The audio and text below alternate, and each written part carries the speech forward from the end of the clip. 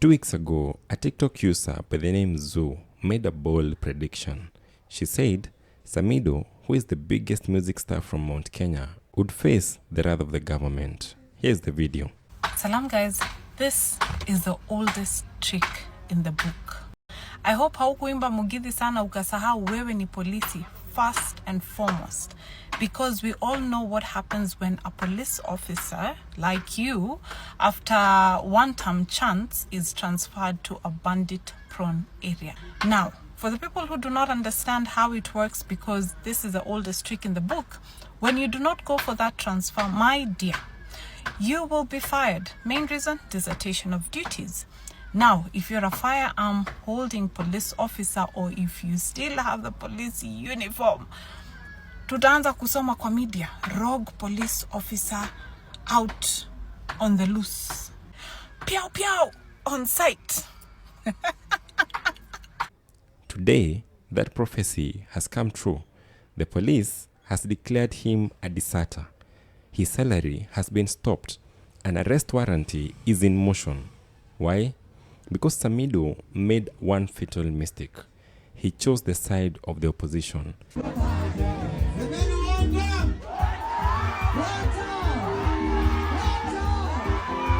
And now, the Ruto government is out to make him an example.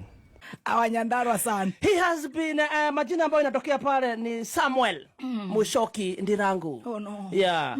Kumbuka huyu jamaa ndio kuja kutolewa warrant of arrest. Jamaa alikuwa pia ametembea kidogo. Akaenda kwa jukwaa na kusema vile Kuzo alimshow. Akasema aliamua 2 term. Akasema mambo ni 1 term. But before the politics, there was the music.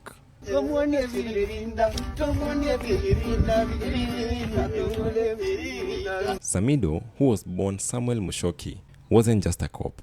He was Mount Kenya's Mugithi king, a cultural icon, a voice of the people, and somehow a man who managed to balance 2 lives, police officer by day and a superstar by night.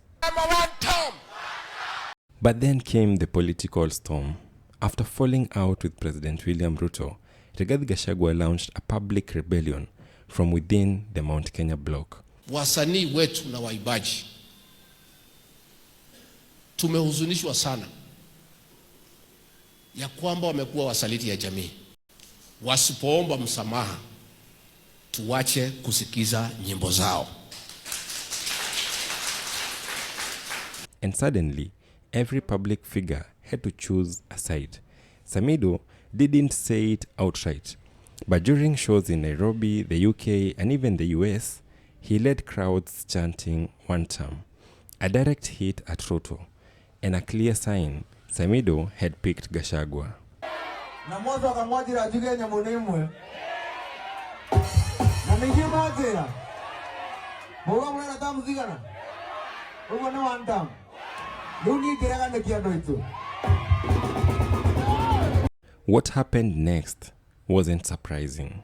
It was calculated. Samidoh was transferred from Nairobi to Gilgil, then to Baringo, a dangerous hotspot for banditry. Immediately akapigwa transfer, akawekwa kwa anti-stock theft. Kumbuka hawa ni wale polisi wa kukimbizana na wanyama. Jamaa kidogo akapotea. Hapatikani kazini. Hapatikani nyumbani. And when he didn't report back by May 27th, 2025, the government acted. Sasa wanamuita deserter. Deserter. Sasa serikali imepatiana warrant of arrest. Wakatumwa mpaka kwake nyumbani. Nyandarua. Akipatikana tu hivi, awekwe ngono, akamatwe. This wasn't just discipline. It was a punishment for defiance.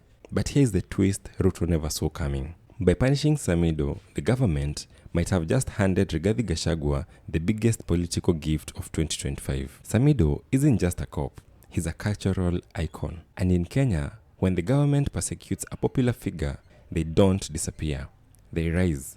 It happened before. Koigi wa Wamwere, Boniface Mwangi, and even Raila himself. Gachagua can now frame Samidoh as a victim of tyranny, a symbol of Mount Kenya's silenced voice. If Samidoh returns to Kenya and is arrested, imagine the images. A beloved musician in cuffs, crowds lining in the streets, Gachagua standing beside him, fists raised. That moment becomes campaign gold. It turns Samidoh into more than an artist, into a movement, into a political beast. And for Gachagua, it's a win-win. More street power, more youth engagement, more ammunition against Ruto. This isn't just resistance, it's smart politics. Right now, Samidoh is posting from abroad, sharing quotes about justice, defiance, and freedom. He's not begging, he's not running, he's standing firm, and he's being watched. Some say he might stay in exile. Others believe he'll come back with the full force of the opposition behind him.